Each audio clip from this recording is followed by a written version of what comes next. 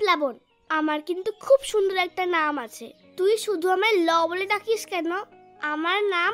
থাক, তোর এই পচা নাম আমি শুনতে চাই না। আমি তোকে ল বলেই ডাকবো।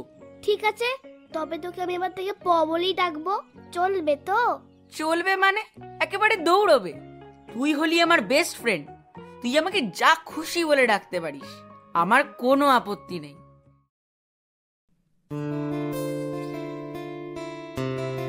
একটা তুলির আঁচড় দিলাম, আকাশ হলো নীল, সুখের অসুখ নিলাম তোমার চোখেতে ঝিলমিল। প্রেমের ফাঁদে পড়ুক না হয়, উড়ুক তাদের ঘুম, কৃষ্ণচূড়ায় লাল হলো এই ভালোবাসার মরশুম।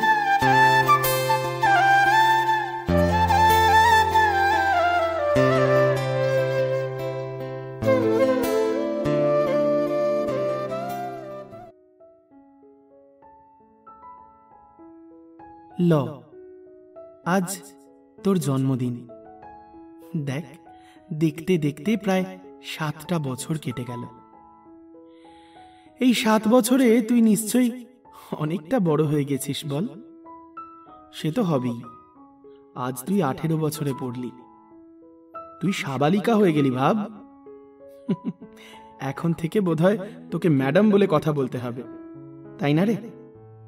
আচ্ছা, এখনো মেলার মাঠে যাস? এখনো স্কুল ছুটির পর স্কুলের গেটে দাঁড়িয়ে থাকা কাকুটার কাছ থেকে আলু কাবলি, কারেন্ট নুন, আচার এই সমস্ত কিনে খাস? আচ্ছা, এখন তুই স্কুল থেকে বাড়ি ফিরিস কার সাথে?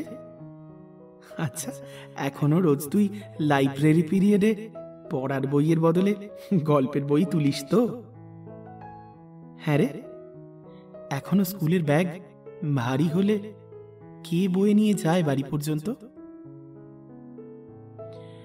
এখনো এসকেএম স্যারের হোমওয়ার্ক না করে নিয়ে যাওয়ার জন্য বকা খাস?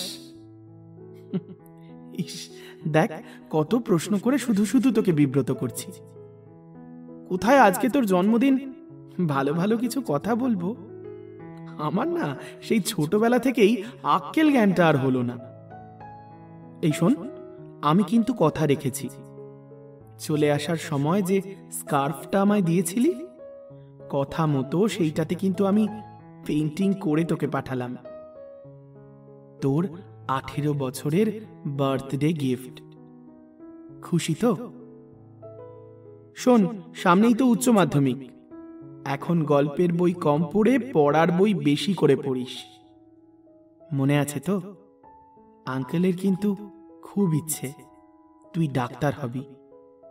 জয়েন্ট এন্ট্রান্স ভালো করে না দিলে কিন্তু সেটা হবে না। এবছরের জন্মদিনে আমি আর কোনো গল্পের বই পাঠালাম না, তার চেয়ে বরং একটা হ্যান্ডমেড প্যাড পাঠালাম। এরপর থেকে যখন আমায় চিঠি পাঠাবি, তখন এই প্যাডেই লিখে পাঠাবি। জানবি, এতে আমার ছোঁয়া আছে। খুব ভালো করে কাটা আজকের দিনটা। অনেক অনেক অনেক শুভেচ্ছা তোর জন্য। তোর সমস্ত মনের ইচ্ছে পূর্ণ হোক। হয়তো খুব শিগগিরই দেখা হবে আমাদের। হ্যাঁ রে, তখন তোকে চিনতে পারবো, তুই আমাকে চিনতে পারবি। একদম বদলে গেছিস বল। একটা ছবি পাঠাস না প্লিজ। ইতি, তোর বেস্ট ফ্রেন্ড প।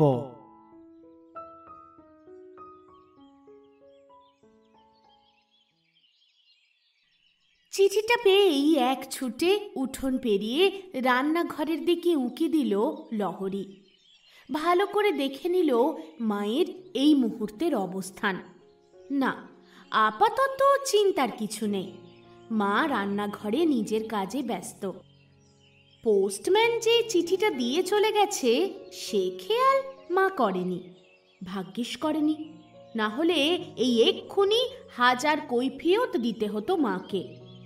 সব থেকে বড় কথা, এমন একটা চিঠির কথা যদি মা জানতে পারে, তাহলে তো আর আস্ত রাখবে না লহরীকে। এক ছুটে ছাদের চিলে কোঠার ঘরটায় চলে গেল লহরী। সত্যি কথা বলতে কি, এই কদিনে এই চিঠির জন্য অপেক্ষাটা প্রায় রুটিন হয়ে দাঁড়িয়েছে লহরীর কাছে। প্রতি 2 সপ্তাহ অন্তর অথবা মাসে একবার করে এই চিঠি ওর কাছে আসবেই। একটাই ভয়, কোনোদিন যদি মায়ের হাতে পড়ে তাহলেই সর্বনাশ। পোস্টম্যান আঙ্কেল এতদিনে খুব ভালো করেই বুঝে গেছে সে কথা। তাই যদি কোনোদিন লহরী বাড়িতে না থাকে তাহলে আর সেই চিঠি বাড়িতে দিয়ে যান না, পরে কোনো না কোনো সময় ঠিক পৌঁছে দেন লহরীর হাতে। আজও ঠিক একই ঘটনা ঘটেছিল। শীতের দুপুরের পড়ন্ত রোদে চুল খুলে উঠোনে বসে টেস্ট পেপার সলভ করছিল লহরী।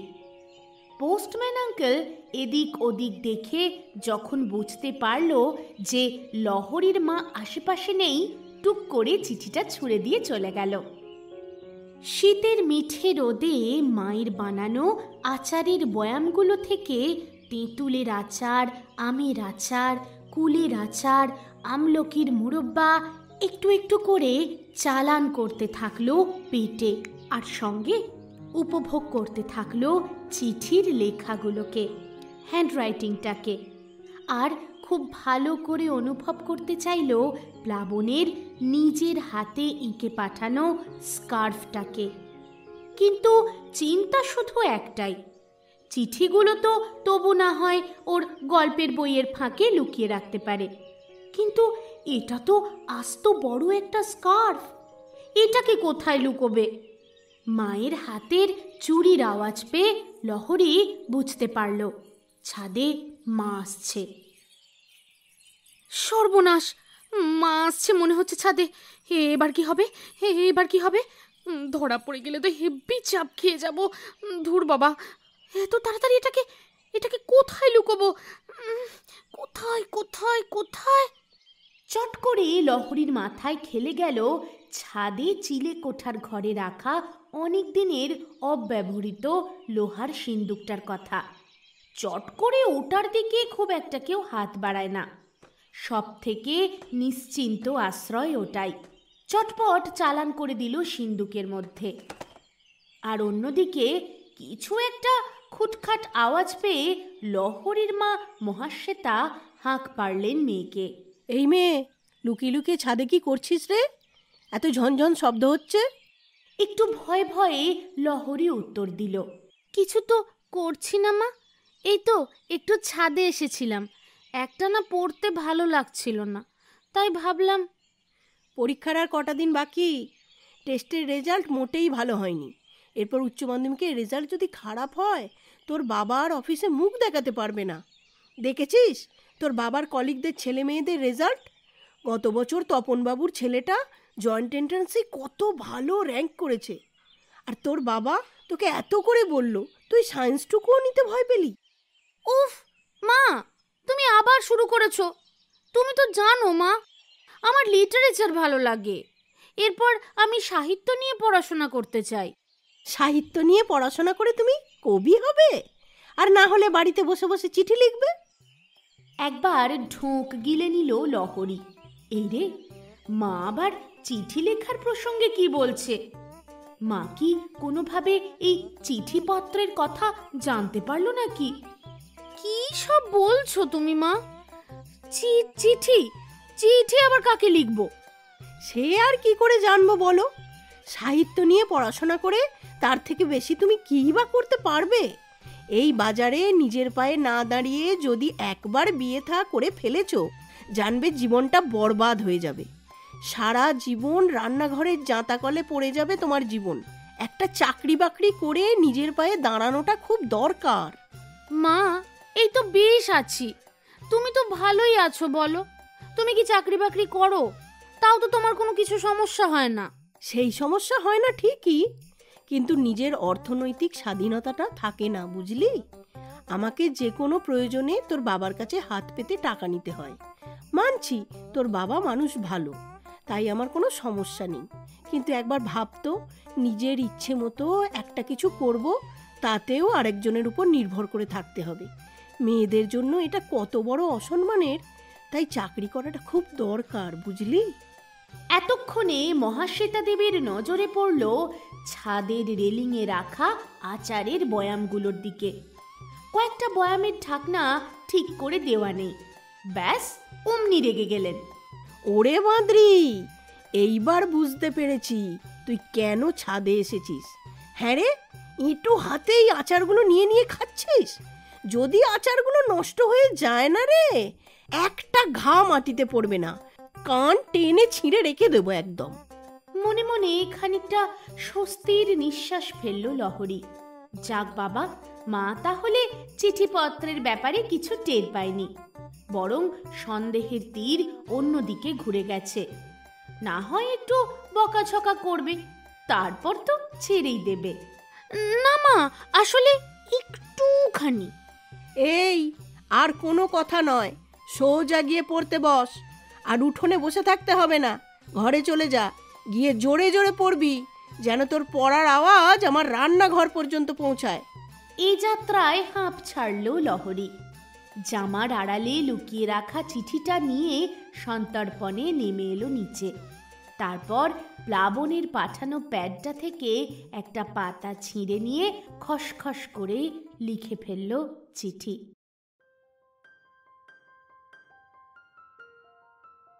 কি বন্ধুরা, একটু কি কনফিউজড এই প আর ল এদের দুজনকে নিয়ে?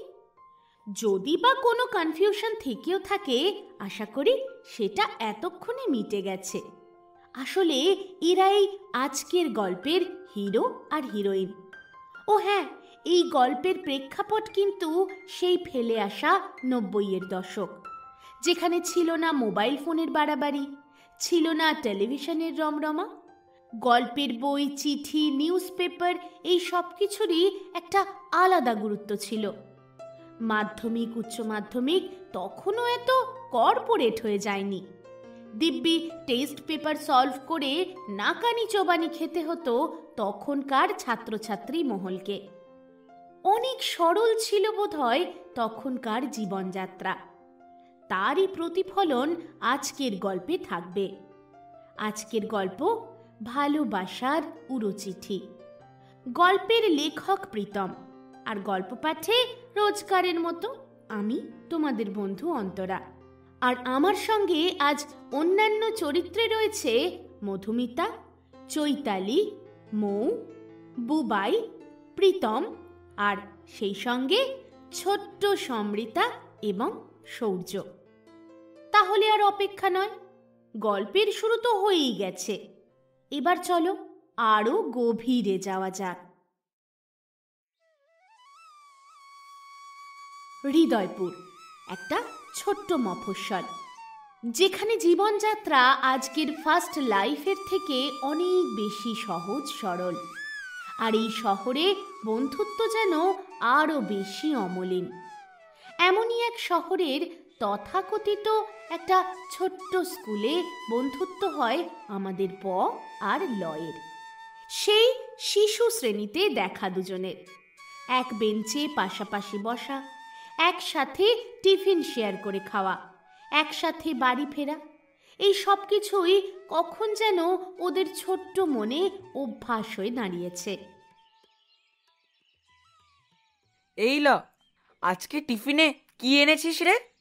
এই প্লাবন, আমার কিন্তু খুব সুন্দর একটা নাম আছে। তুই শুধু আমায় ল বলে ডাকিস কেন?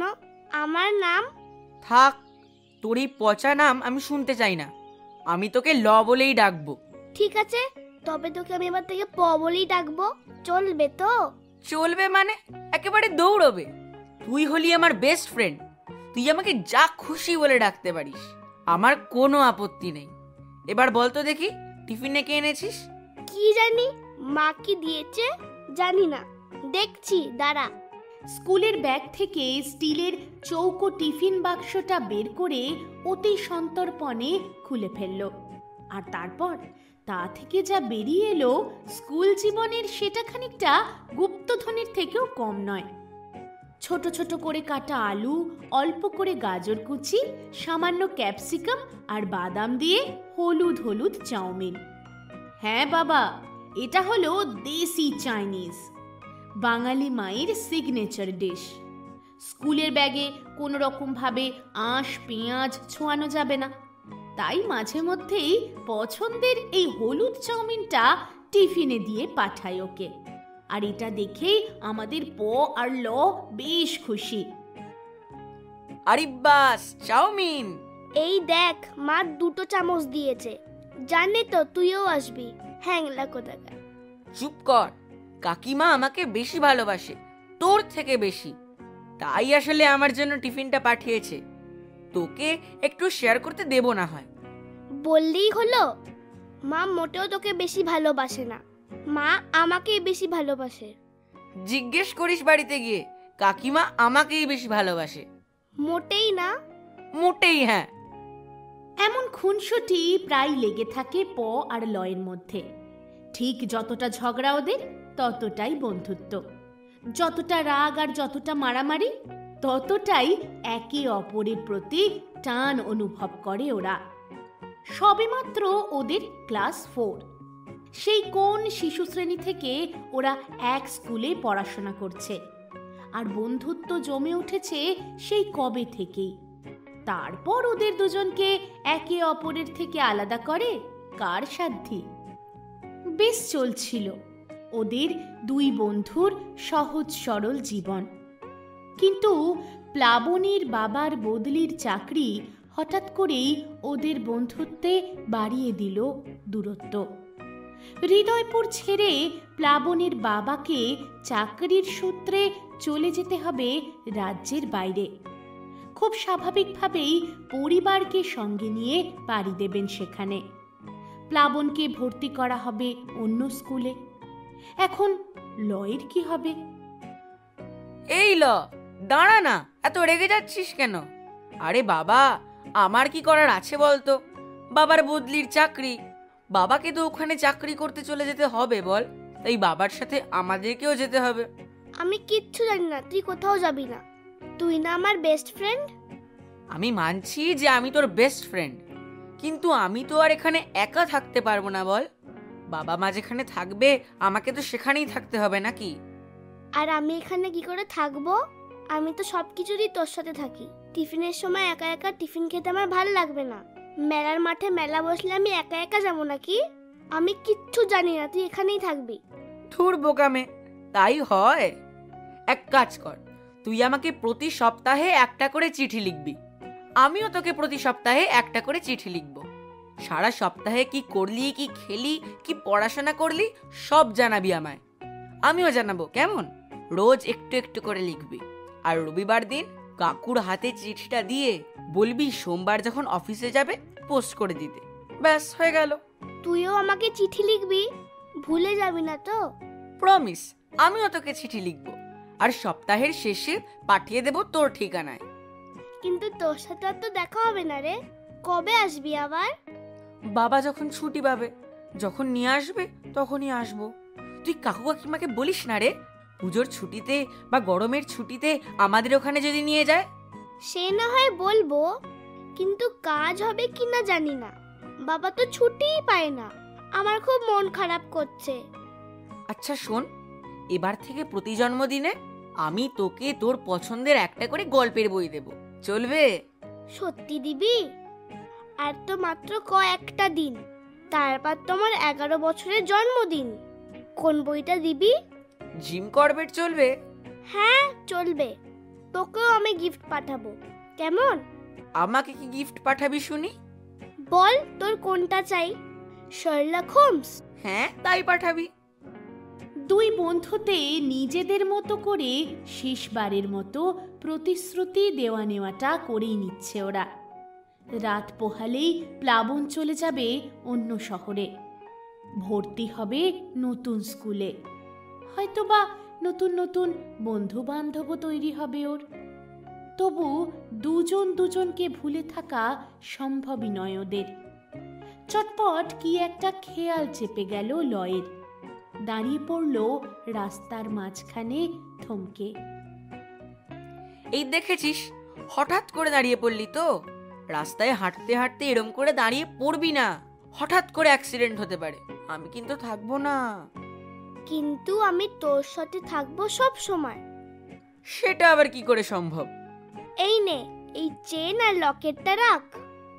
যখনই আমার কথা মনে পড়বে তখন এইটা দেখবি, জানবি আমি তোর খুব কাছেই আছি, চলে আসবো ডাকলেই।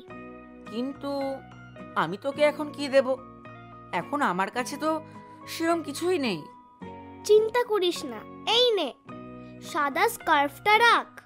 যখন আমার 18 বছরের জন্মদিন হবে সেই সময় গল্পর বইয়ের সঙ্গে এটার ওপরে নিজের পছন্দ মতো কিছু এঁকে দিস, মনে থাকবে, ভুলে যাবি না তো? বেশ মনে থাকবে, প্রমিস। তোর 18 বছরের জন্মদিন হতে এখন অনেক দেরি, তো অতদিনে এটার উপরে একটু একটু করে এঁকে ফেলবো, দেখিস। ছবি আঁকতে ছোটবেলা থেকেই প্লাবন বেশ ভালোবাসে। স্কুলের আঁকার প্রতিযোগিতায় বেশ কয়েকবার পার্টিসিপেট করে পুরস্কারও পেয়েছে। তাই এমন প্রতিশ্রুতি দিতে খুব একটা ভাবনা চিন্তার মধ্যে পড়তে হয়নি প্লাবনকে। দুজনেরই মনের অবস্থা এখন ভীষণ খারাপ। ছোট্ট দুটো মন কাছের বন্ধুকে হারিয়ে ফেলার দুঃখ কোনোভাবেই মেনে নিতে পারছে না। বড় কষ্ট হচ্ছে ওদের, কিন্তু কি আর করা যাবে? নিয়তি যা ঠিক করে রেখেছে তা তো হবেই। দূরে গিয়েও কথা রেখেছিল প্লাবন। প্রতি সপ্তাহে সম্ভব না হলেও মাসে অন্তত 2টো করে চিঠি ঠিক পৌঁছে যায় লয়ের ঠিকানায়। ছোট্ট ল কিন্তু তার প্রিয় বন্ধুটার জন্য যত্নে লিখে রাখে তার সমস্ত মনের কথা। সময় সময়ে বাপির হাত দিয়ে পোস্ট করে দেয় সেই চিঠিও। এমন করেই দিন গড়ায়। আজ লয়ের জন্মদিন। সকালের ডাকে পোস্টম্যান কাকু একটা রানী কালারের রাংতা দিয়ে মোড়া ছোট্ট প্যাকেট আর সঙ্গে একটা পোস্ট কার্ড হাতে দিয়ে চলে যায় লয়ের। বেজায় খুশি ল, চটপট খুলে ফেলে সেই মোড়কটা। এই ল, কেমন আছিস রে? Happy birthday. দেখ, প্রমিস করেছিলাম জিম করবেটের বই পাঠিয়েছি, কিন্তু পড়ে জানাবি কেমন লাগলো। জানিস এখানে নতুন বন্ধুরা ভালো, তবে তোর থেকে ভালো নয়। হ্যাঁ রে, স্কুলে এখন কার পাশে বসিস? এই রোজ হোমওয়ার্ক করে নিয়ে যাস? একা একাই ফিরিস স্কুল থেকে, নাকি কাকিমা আনতে যায়? জানিস তো এখানে না স্কুলের খুব চাপ। আমাদের পুরনো স্কুলের মতো গেটের সামনে আলু কাবলি ঝালমুড়ি কিচ্ছু পাওয়া যায় না। আর কাকিমার হাতের ওই চাউমিনটা, ইস কতদিন খাইনি। চলে আয় না রে এবছর পুজোর ছুটিতে, খুব মজা হবে। আজকের দিনটা ভালো করে কাটাস, খুব মজা করিস কিন্তু, কেমন? ইতি প। চোখে জল আসে ওর। কতদিন প্লাবনকে দেখেনি, কতদিন একসঙ্গে স্কুলে যায়নি। স্কুলের বাইরে থেকে টিফিনের বাক্সের মধ্যে জমানো টাকা দিয়ে আলু কাবলি কিনে খায়নি। কতদিন মেলার মাঠে গামলার জলে আগুন দিয়ে চলা ছোট বোট অবাক হয়ে দেখেনি দুজন মিলে। বড্ড মন খারাপ করে ওঠে লয়ের।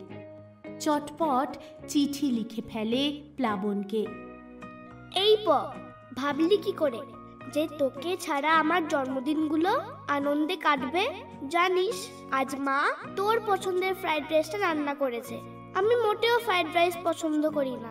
তুই ঠিকই বলতিস, আমার মা তোকেই বেশি ভালোবাসে। দেখ আমি কত করে বললাম পোলাও রান্না করতে, করলই না। খুব মন খারাপ করে তোর জন্য। কবে যে দেখা হবে? তোর পাঠানো জিম করবেটের বই পড়া শেষ হয়ে গেছে জানিস। সেদিন পড়ার বইয়ের ফাঁকে লুকিয়ে লুকিয়ে গল্পর বই পড়ছিলাম, মা দেখে ফেলেছে, খুব বকেছে জানিস।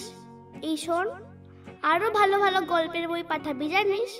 দেখ না, মা বাবা গল্পের বই কিনে দিতেই চায় না, সারাদিন শুধু বলে যাচ্ছে ভালো করে পড়াশোনা কর, ডাক্তার হতে হবে। ভালো লাগে না আমার। ভালো থাকিস আর চিঠি লিখিস মনে করে। ইতি, তোর বেস্ট ফ্রেন্ড ল। আস্তে আস্তে বেড়ে উঠল দুজনেই। কখন যে ওদের এই বন্ধুত্বের বন্ধন হঠাৎ কিশোর মনের ভালোবাসার অনুভূতিতে বদলে গেল, সেই খেয়াল বোধহয় কেউই রাখেনি। লয়ের হৃদয় কিন্তু এখন শুধুমাত্র আর বন্ধুত্বের হাতছানিতে নয়, বরং ভালোবাসার প্রতিশ্রুতিতে অনেক বেশি সিক্ত। প্লাবনের পাঠানো প্যাডের পাতায় স্পষ্ট করে লিখল, তোর দেখতে ইচ্ছে করে আমায়? ফিরে যেতে ইচ্ছে করে সেই ছোট্টবেলায়? আচ্ছা, এখন যদি আমরা দুজন একই জায়গায় থাকতাম, তুই কি করতিস? গোধূলির রঙে যখন পশ্চিমের আকাশটা লাল হয়ে আসতো, তখন মেলার মাঠের দক্ষিণ পাড়ে যে বড় শিমুল গাছটা রয়েছে, শিমুল গাছটার নিচে দাঁড়িয়ে শিমুল ফুল কুড়িয়ে দিতিস আমায়? জানিস, এখন আমার চুলগুলো না অনেক বড় বড়, কখনো কখনো তো খোঁপাও বাঁধি। তুই থাকলে খোঁপায় দুটো লাল পলাশ ফুল গুঁজে দিতিস।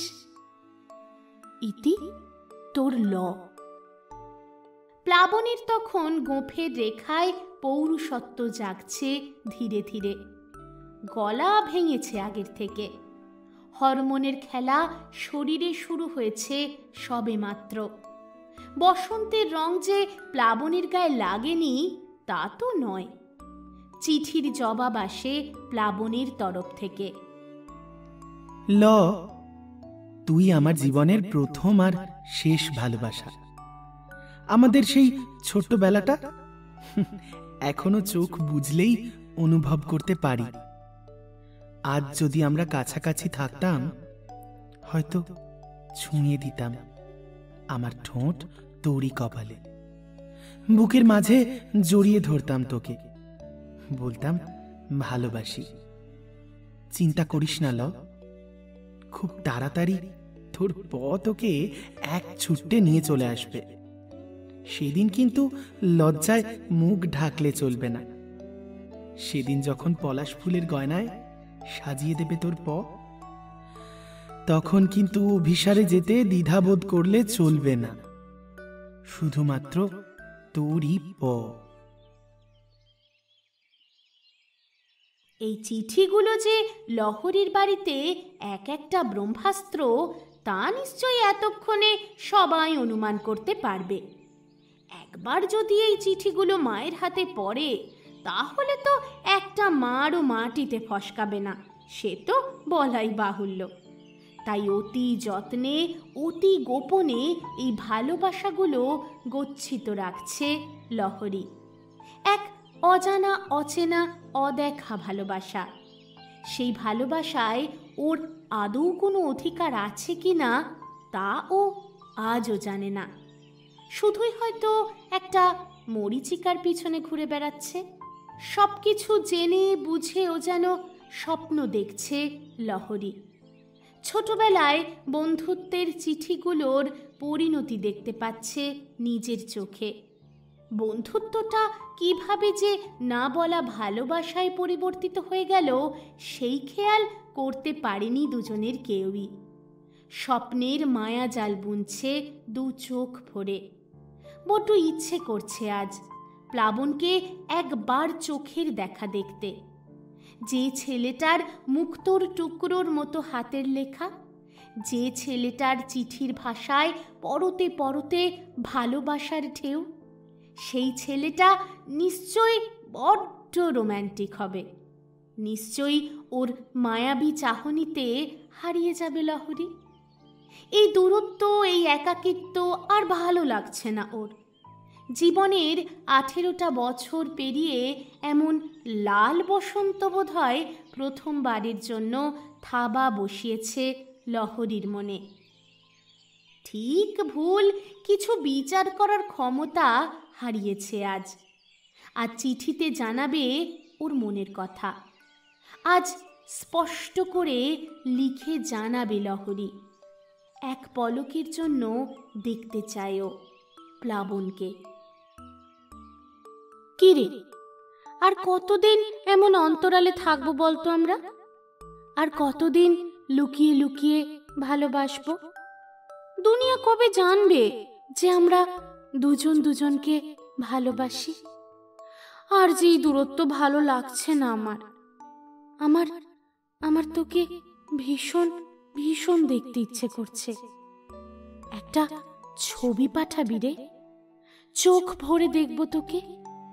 সেটুকুই বরং অন্যরকম সুখ হয়ে থাকবে আমার কাছে। নতুন কলেজে যাচ্ছিস, নিশ্চয়ই তোর অনেক নতুন নতুন বান্ধবী হয়েছে, তাই না বল? দেখিস ওদের কাউকে আবার প্রেম নিবেদন করে ফেলিস না যেন। ইতি তোর ল। ইদানিং আর চিঠিগুলো বাপির হাত দিয়ে পাঠায় না।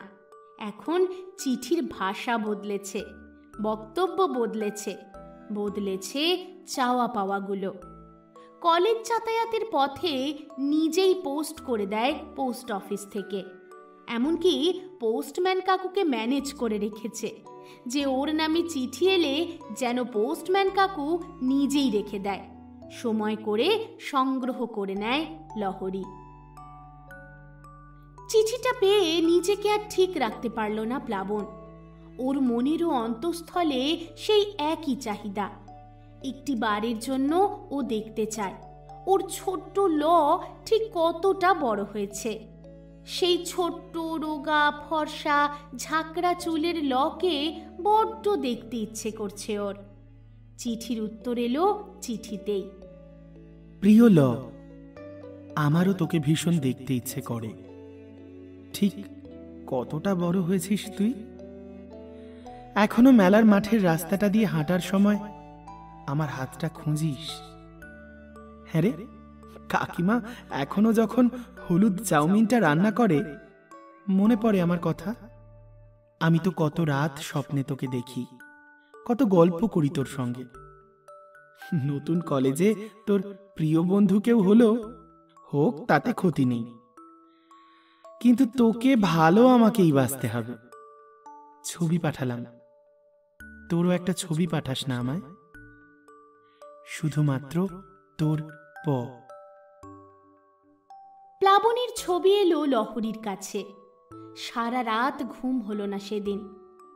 ফর্সা লম্বা কোঁকড়ানো চুলের ছেলেটার চোখ দুটো বড় গভীর, যেন ডুব দিলে আর তল পাওয়া যাবে না।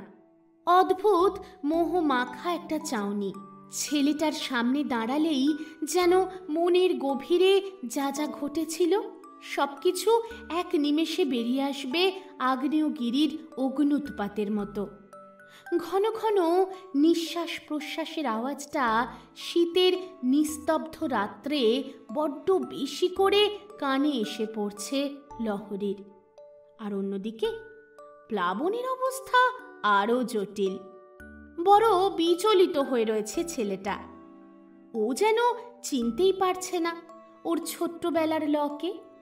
রোগা লম্বা কোঁকড়ানো ঝাঁকড়া চুলের ল যেন একেবারে বদলে গেছে।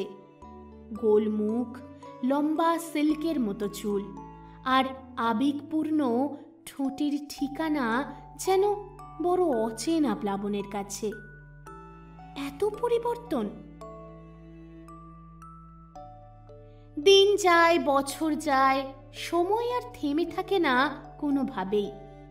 কলেজের গণ্ডি পেরিয়ে 22 বছরের প্লাবন তখন মাস্টার্সের প্রথম বর্ষের ছাত্র। সাহিত্য নিয়ে পড়াশোনা করছে ও। সাহিত্যের প্রেম আর মনের ভালোবাসা আজ যেন রক্তস্রোতের সঙ্গে বইছে বড্ড দামাল গতিতে। শুধুমাত্র ছবিতে নয়, একবার স্বচক্ষে প্রত্যক্ষ করতে হচ্ছে। মাথায় বিদ্যুৎ গতিতে খেলে গেল এক অন্যরকম খেয়াল। বাড়িতে খানিকটা মিথ্যে কথা বলতে হয়েছিল ঠিকই। সদ্য মাস্টার্সের ফার্স্ট ইয়ারের প্লাবন কলেজ এক্সকারশনের অজুহাতে চেপে বসল দূরপাল্লার ট্রেনে। গন্তব্য ছোট্টবেলার হৃদয়পুর। প্রয়োজনে শুধুমাত্র এক ঝলক দেখবে ওর লকে। যথারীতি এসে পৌঁছল ছোট্টবেলার প্রাণীর শহর হৃদয়পুরে। যদিও এই শহরে ফেলে আসা 8 বছরে বদলেছে অনেক কিছুই। চেনা মাঠগুলো তখন যে আবাসনে পরিণত হয়েছে তা প্লাবনের কাছে অজানাই ছিল। অনেক চেনা পুরনো বাড়িগুলো আজ আর রক্ষণাবেক্ষণের অভাবে একরকম চেহারায় দাঁড়িয়ে নেই। তবু লয়ের বাড়ির রাস্তা ভোলেনি কোনোভাবেই। সেই ছোট্টবেলায় 10 বছর বয়সে ছেড়ে যাওয়া রাস্তাঘাটগুলো স্মৃতি রোমন্থন করতে করতে ভালোই চিনতে পারছে প্লাবন। স্টেশন থেকে নেমে ঠিক চিনে চিনে পৌঁছে গেল নিজের গন্তব্যে। কিন্তু না, আজ আর বাড়ির ভিতর পর্যন্ত যাওয়া হলো না। দূর থেকে যা দেখলো, তারপর আর বাড়ির ভিতর পর্যন্ত যাবার মানসিকতা ছিল না প্লাবনের। বাড়ির বাইরে তখন সাজো সাজো রব। গোটা বাড়িটা সাজানো হয়েছে ফুলের মালা দিয়ে। গেটের সামনে দাঁড়িয়ে রয়েছে পেল্লায় 2-4টে গাড়ি। বাড়ির ভিতরে যে কোনো একটা আনুষ্ঠানিক জনসমাগম হতে চলেছে তা বাইরে থেকে দেখেই অনুমান করা যায়। তাই অযাচিতভাবে ভিতরে ঢুকে পড়ার থেকে বাইরে থেকে খোঁজ খবর নিয়ে তবেই ভিতরে যাবে কি যাবে না সে সিদ্ধান্ত নিতে মনস্থির করল প্লাবন। স্থানীয় একজনের মুখে জানতে পারল আজ তার প্রিয় লয়ের পাকা দেখা। পাত্রপক্ষ এসেছে তার প্রিয় লকেই দেখতে। আর ভিতর পর্যন্ত গেল না প্লাবন, ফিরে গেল। আর তারপর আবার পাঠালো একটা চিঠি। হয়তো এটাই প্লাবনের পাঠানো শেষ চিঠি লকে। এত বড় প্রতারণা আমার সঙ্গে না করলেও পারতে। তোমাকে চমকে দিতে সেদিন পৌঁছে গিয়েছিলাম আমার ছোটবেলার ফেলে আসা হৃদয়পুরে। তখন তোমার বাড়িতে সাজো সাজো রব। তোমাকে পাত্রপক্ষ দেখতে আসছে। জানি জানি এত দূর থেকে একটা মানুষের জন্য আজীবন অপেক্ষা করে থাকা রূপকথার গল্পের থেকে কোনো অংশে কম নয়। আর করবেই বা কেন? যাকে কোন ছোটবেলায় দেখেছিলে, যাকে বড় হবার পর আর একবারও দেখতে পাওনি, সে কেমন, সে কি করে, সে কোথায় থাকে, কিছুই তো জানো না। ভালো করে তো চেনোই না তাকে। তাই খামোখা তার জন্য অপেক্ষা করে নিজের জীবনটা নষ্ট করার কোনো মানে হয় না। ঠিক করেছ, একদম ঠিক করেছ লাবণ্য। আমার জন্য অপেক্ষা করা তোমার সাজে না। ভালো থেকো, ভালো থেকো তুমি তোমার আসন্ন নতুন জীবনে। আর কখনো কথা হবে না। ইতি প্লাবন। এই চিঠি পৌঁছানোর পরেই সমস্ত ভুল আস্তে আস্তে ভাঙতে শুরু করে প্লাবনের। এতদিন যে লকে চিঠি পাঠিয়ে এসেছে, সেই ল যে আসলে প্লাবনের জীবনের ছোটবেলার ভালোবাসা লাবণ্য নয়, লহরী, এই খবরটা জানতে বোধ হয় তখন অনেকটা দেরি হয়ে গেছে। কি সামান্য কনফিউশন হচ্ছে বুঝতে? বেশ বেশ, বুঝিয়ে বলছি। চলুন ঘুরে আসি একটু অতীত থেকে, যখন প্লাবন তার পরিবারের সঙ্গে হৃদয়পুর থেকে বাবার বদলির চাকরি সূত্রে চলে যায় অনেক দূর। এদিকে প্লাবন চলে যাবার আরও 2 বছর পর লাবণ্যর বাবাও নতুন বদলির চাকরিতে পাড়ি দেন অন্য রাজ্যে। মন খারাপ করে বসে আছিস কেন রে মা? বুঝতে পেরেছি, স্কুলের বন্ধুদেরকে মিস করবি কি, তাই তো? তবে কি আর করা যাবে বল, আমার যে বদলির চাকরি, সারা জীবন যে এক জায়গায় থাকতে পারবো না রে মা। তুমি চলে যেতে পারতে তোমার নতুন চাকরির জায়গায়। আমি আর মা এখানেই থাকতাম।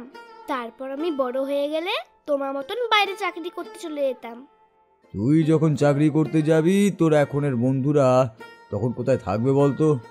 তারাও তো চাকরি করতে যাবে রে বোকা।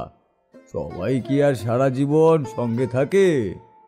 আমি নতুন স্কুলে পড়বো না, ওখানে স্যার ম্যাডামরা বকবে।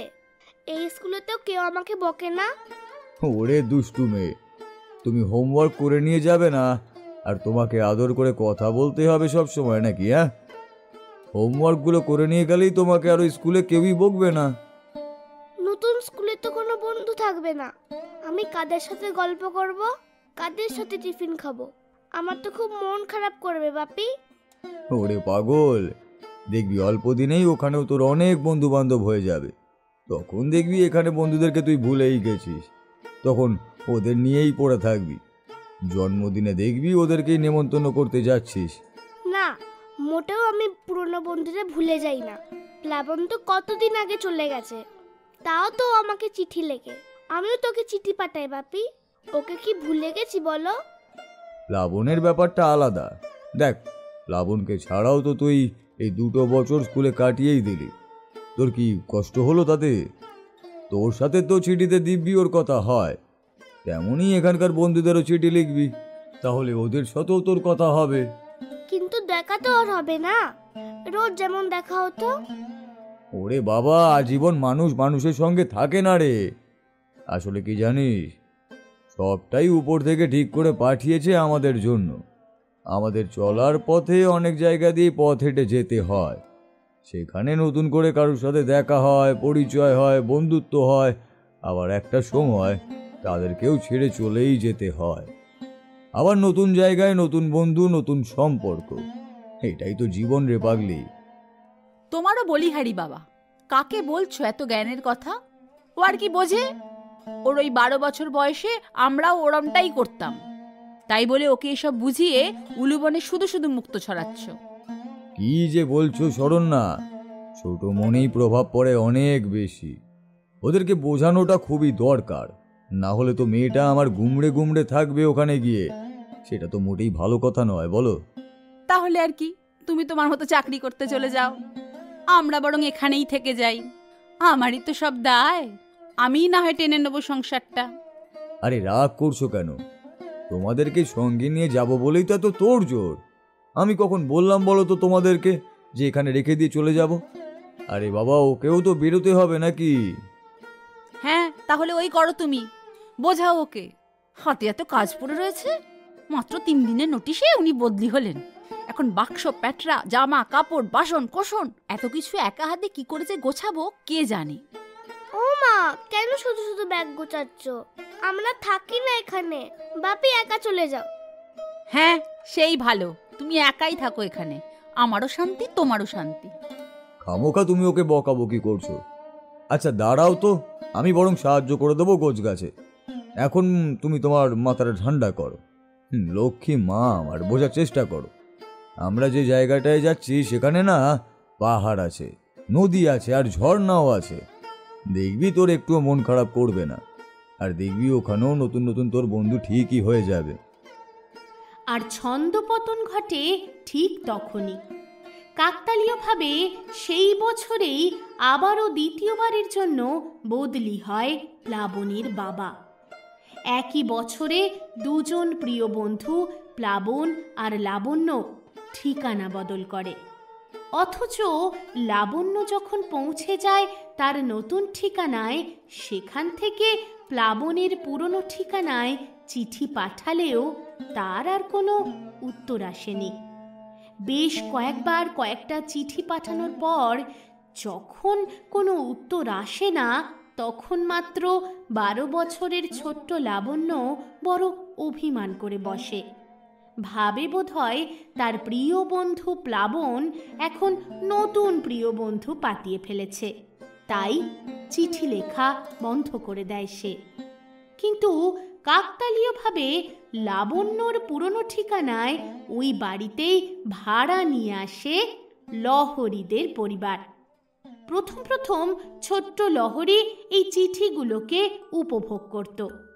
বলা ভালো, চিঠিগুলোর সঙ্গে আসা মিষ্টি গল্পের বইগুলো বড্ড প্রিয় হয়ে উঠেছিল লহরীর। তারপর বয়স বাড়ার সঙ্গে সঙ্গে যখন পরিণত হতে থাকে চিঠির ভাষা, তখন বদলে যেতে থাকে গল্পের বইয়ের ধরন।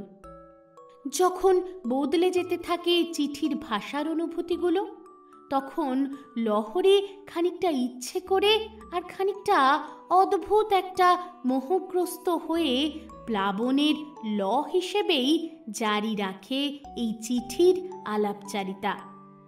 কখন যে ছোট্ট বন্ধুত্বের চিঠিগুলো ভালোবাসার উড়ো চিঠি হিসেবে আশ্রয় নেবে লহরীদের বাড়ির ছাদের চিলেকোঠার লোহার সিন্দুকের গোপন ঠিকানায়, তা টের পায় না দুজনের কেউই।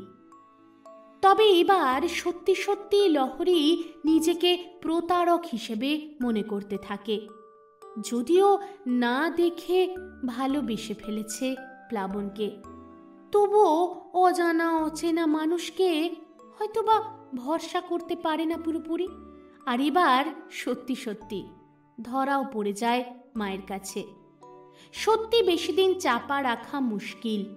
ঠিক তেমনি একদিন ঠিক হাটে হাঁড়ি ভেঙে ফেলে লহরী।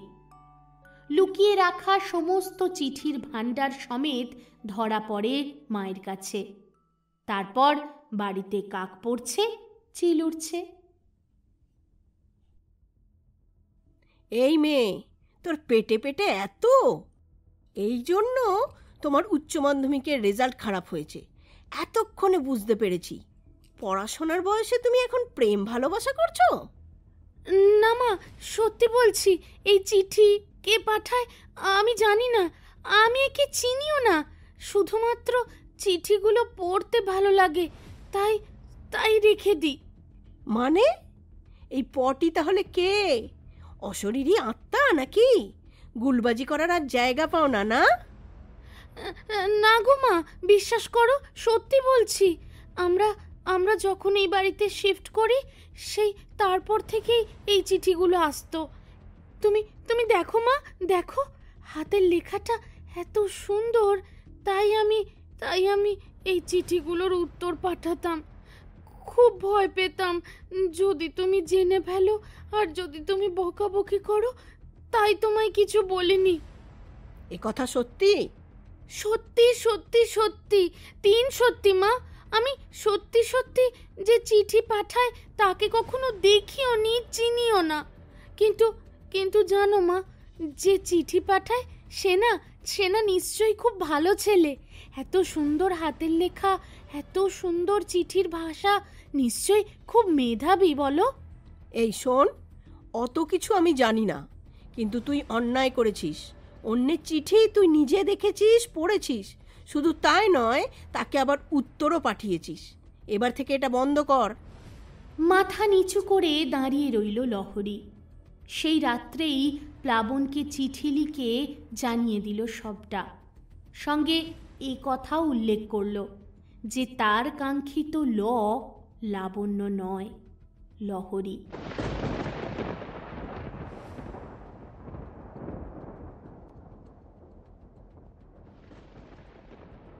লাবণ্য নামের কাউকে লহরী কখনো দেখেইনি, এমনকি চেনেও না। এতদিন ধরে সমস্ত প্রতারণার দায়ে স্বীকার করে নেয় লহরী। তারপর একদিন হঠাৎ করেই মা এসে জানায়, এবার বাবা বলেছেন বিয়েটা দিয়ে দেবার জন্য। পাত্র দেখা চলছে তোমার।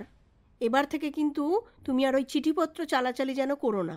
ওতে যে কোনো ভবিষ্যৎ নেই, সেটা আশা করি তুমি বোঝো। মা, এই বিয়ে এখন না করলেই নয়? একটা বারের জন্য যদি... মাথা তোমার খারাপ হয়ে গেল নাকি? যাকে কোনোদিন চোখেই দেখোনি, তার প্রেমে হাবুডুবু খাওয়া মোটেই খুব একটা বুদ্ধিমানের কাজ নয়।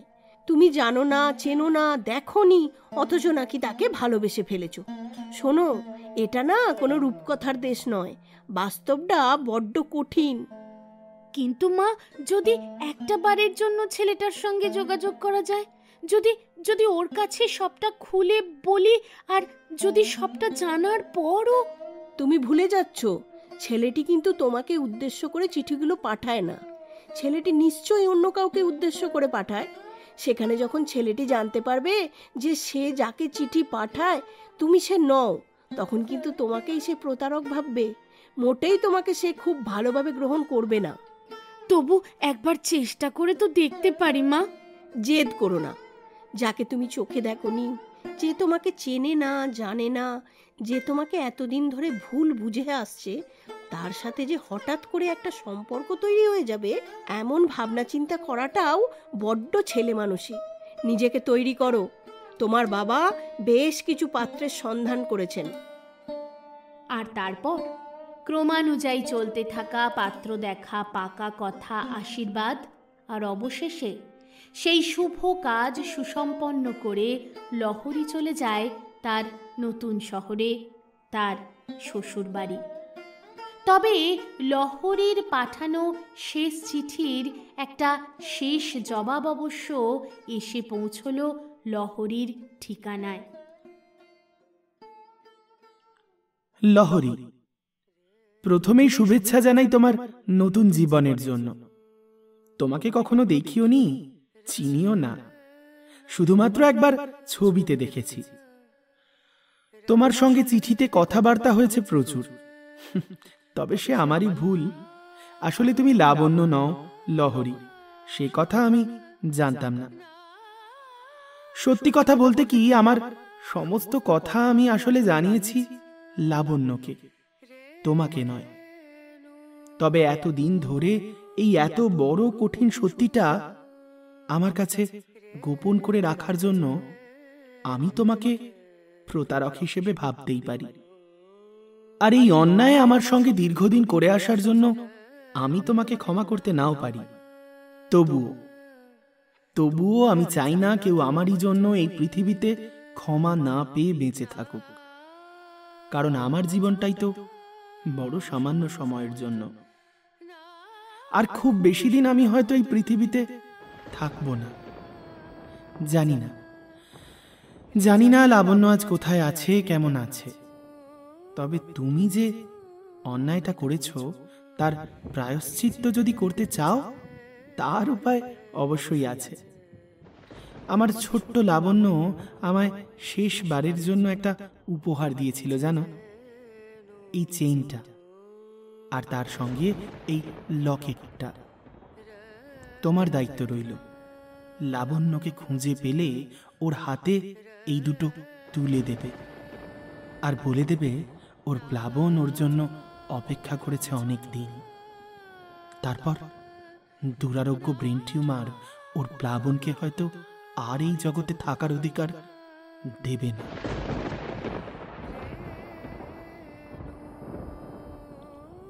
তাই এই চেইন আর লকেটের সঙ্গে জড়িয়ে রইল ওর প্লাবন। এর অধিকার শুধুমাত্র লাবণ্যের। তবে যতদিন না লাবণ্যকে খুঁজে পাচ্ছ, ততদিন প্রায়শ্চিত্ত স্বরূপ এই লকেট আর এই চেইনটা তুমি তোমার থেকে আলাদা করো না। ভালো থেকো।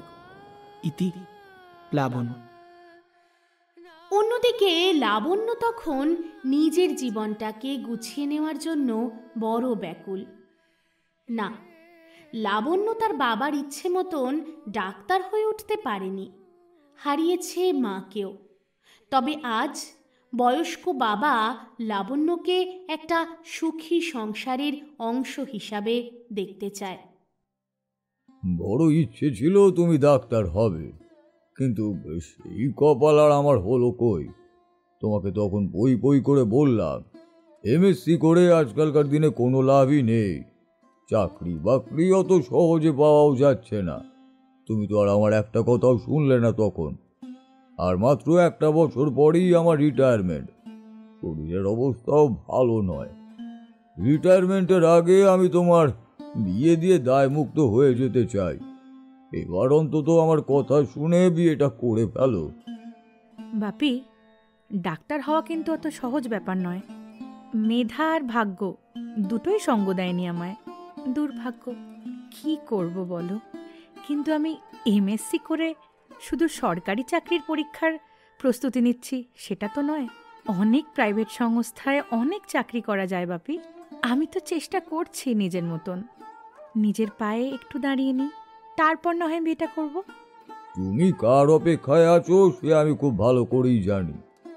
ওই প্লাবন এতদিনে প্রতিষ্ঠিত হয়ে গেছে, আর তোমার সঙ্গে চিঠিপত্রেও যোগাযোগ রাখে না। কোথায় থাকে, কি করে, কিছুই কি জানো তুমি? কিছুই জানো না, অথচ ভাবছো একদিন রূপকথা রাজকুমার পক্ষীরাজ ঘোড়া এসে তোমাকে নাকি তুলে নিয়ে চলে যাবে। কল্পনার জগৎ থেকে একটু বেরিয়ে এসো। বাপি, আমি এসব কিছুই ভাবছি না। আমি শুধু নিজের পায়ে দাঁড়াতে চাই। যেটুকু শিক্ষা আমি পেয়ে বড় হয়েছি, তাতে আমার কাউকে বিয়ে করে তার ওপর বোঝা হয়ে থাকতে হবে এমনটা নয়। নিজের পরিচয়টুকু আমি নিজেই বানাতে পারবো। প্লিজ, আমাকে আর বিয়ের জন্য জোর করো না। দেখো, যা ভালো বোঝো করো। আলটিমেটলি আমরা তো আর সারা জীবন তোমার সাথে থাকবো না, তোমাকেই তোমারটা বুঝে নিতে হবে।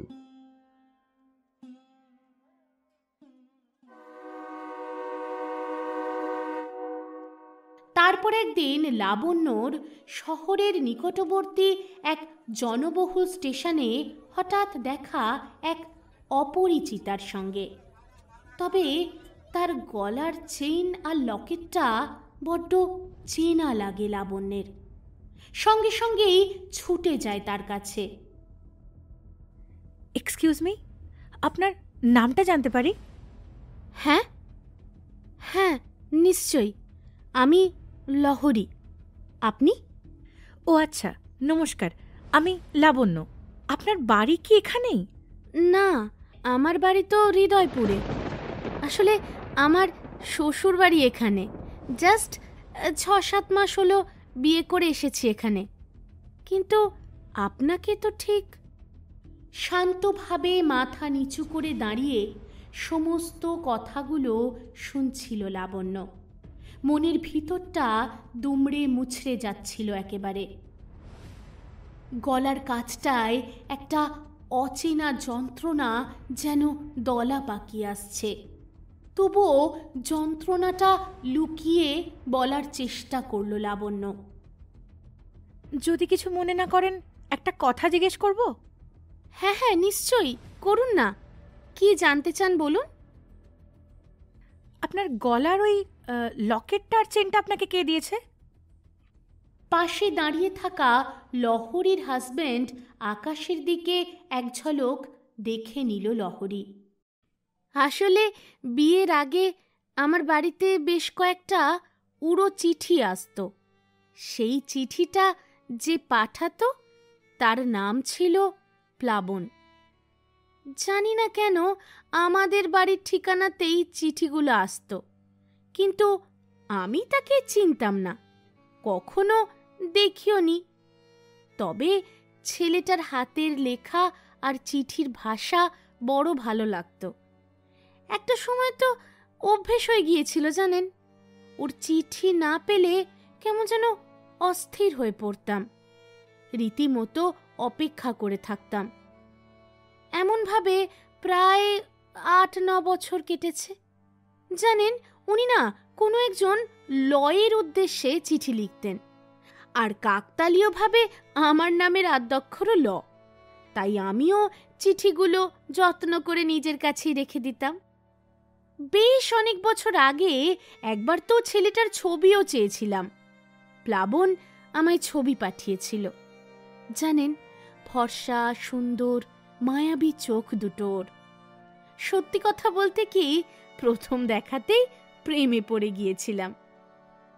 কিন্তু তারপর আমার বিয়ে ঠিক হয়ে গেল। ভাবলাম ছেলেটাকে এতদিন বোধহয় প্রতারণা করেছি, তাই আর দ্বিধা করিনি জানাতে।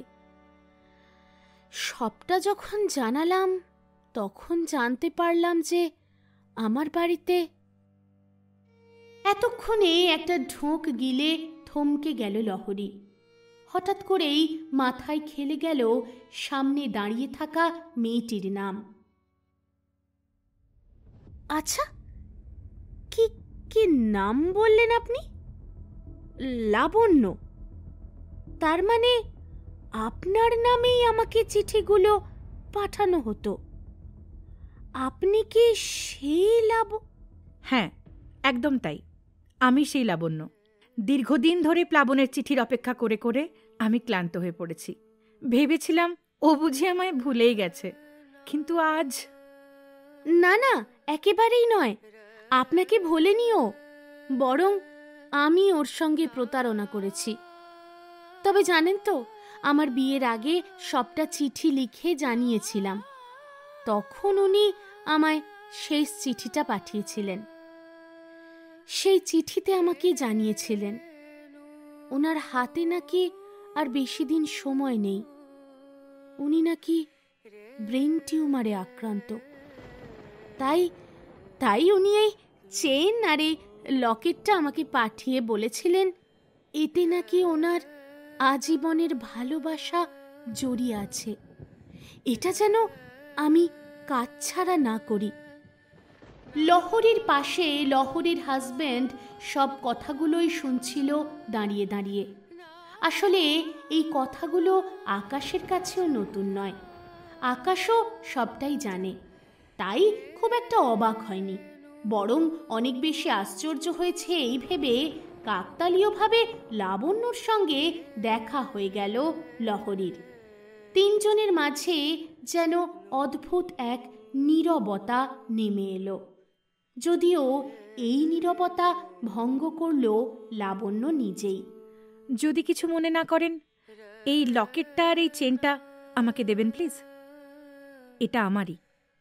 আমি বুঝতে পারছি লাবণ্য, কিন্তু প্লাবন আর আমায় চিঠি পাঠায়নি কখনো। হয়তোবা প্লাবন আর এই পৃথিবীতেই নেই, হয়তোবা। থাক, আর আমি কিছু শুনতে চাই না। আমার জিনিসটা আমাকে ফেরত দিন প্লিজ। না না, এই চেন আর লকেটটুকু আমার কাছে ওর স্মৃতি হয়ে থাকুক। আসলে প্লাবন বারবার লিখে গিয়েছিল যেন এটা আমি আমার কাজ ছাড়া না করি। তাই আমি ওর কথার অন্যথা করতে পারি না। না না, এ আমি আপনাকে দিতে পারবো না। প্ল্যাটফর্মে তখন ট্রেন ঢুকছে। হুইসেলের শব্দে হয়তো ওদের তিনজনের কথা একে অন্যের কান পর্যন্ত পৌঁছচ্ছে না। নিজেদের কম্পার্টমেন্টটাকে লক্ষ্য করে লাগেজপত্র সঙ্গে নিয়ে আকাশ দৌড়তে শুরু করলো। লহরীর হাতে হ্যাঁচকা টান পড়তেই লহরীও আকাশকে লক্ষ্য করে ওর পিছন পিছন দৌড়তে থাকলো ট্রেন ধরার উদ্দেশ্যে। এটাই শেষ ট্রেন। ছেড়ে গেলে হয়তো ফেরা হবে না গন্তব্যে। ওদের দিকে তাকিয়ে কি করবে কিছুই বুঝতে না পেরে নিষ্পলক দৃষ্টিতে তাকিয়ে রইল লাবণ্য। প্লাবন। ট্রেনটা আস্তে আস্তে দূরে চলে যাচ্ছে। দূরেই চলে যাচ্ছে লাবণ্যের মনের মধ্যে আজন্ম যত্নে লুকিয়ে রাখা ভালোবাসা। দূরে চলে যাচ্ছে প্লাবন।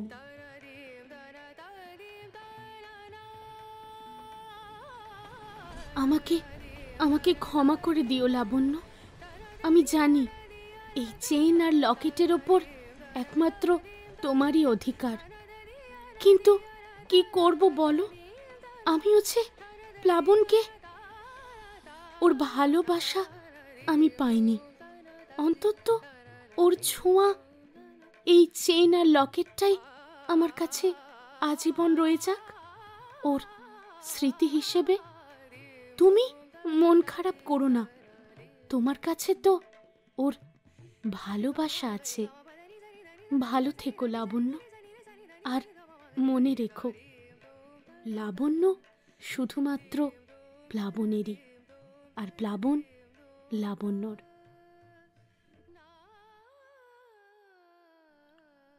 ভালোবাসার উড়ো চিঠি গল্পটা আজ এ পর্যন্তই। আজকের গল্পটা যদি ভালো লেগে থাকে তাহলে চটপট একটা লাইক আর কমেন্ট কিন্তু করতে ভুলবেন না। আর সঙ্গে আপনি যদি এই চ্যানেলে প্রথমবার হন কিংবা কোনোভাবে আপনি যদি আগে আমাদের চ্যানেলটা সাবস্ক্রাইব করতে ভুলে গিয়ে থাকেন তাহলে প্লিজ চ্যানেলটা সাবস্ক্রাইব করে দিন।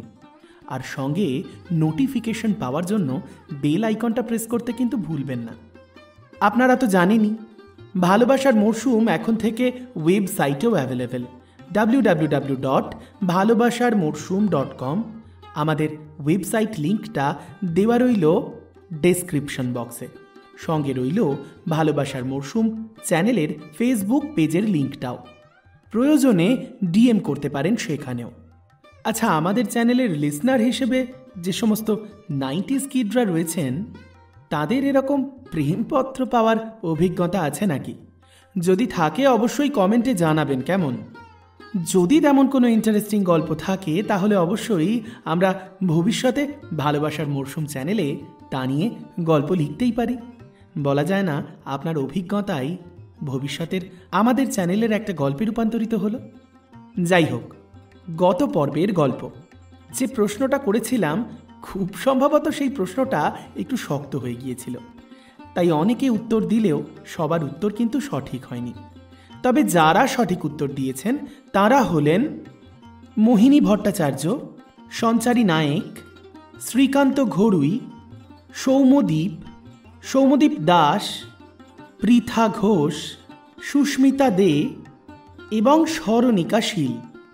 এবার চলে আসি আজকের পর্বের প্রশ্নে। আজকের প্রশ্ন হল লাবণ্য, অর্থাৎ আজকের গল্পের নায়িকা, তার মায়ের নাম কি ছিল? যদি গল্পটা খুব মন দিয়ে শোনা হয় তাহলে অবশ্যই এই উত্তর দিতে খুব বেশি সময় লাগার কথা নয়। আর হ্যাঁ, মাথায় রাখবেন, আজকের প্রশ্ন কিন্তু লাবণ্যর মায়ের নাম, লহরীর নয় কিন্তু। প্রথম 10 জন সঠিক উত্তরদাতার নাম ঘোষণা করব আগামী পর্বে। তাহলে কথা হচ্ছে আগামী শুক্রবার রাত্রি ঠিক 8টায় আরও একটা নতুন গল্প নিয়ে আগামী মঙ্গলবার ঠিক দুপুর 3:30। ততক্ষণ উপভোগ করুন শীত। ভালো থাকুন, ভালোবাসার মরশুমের সঙ্গে থাকুন।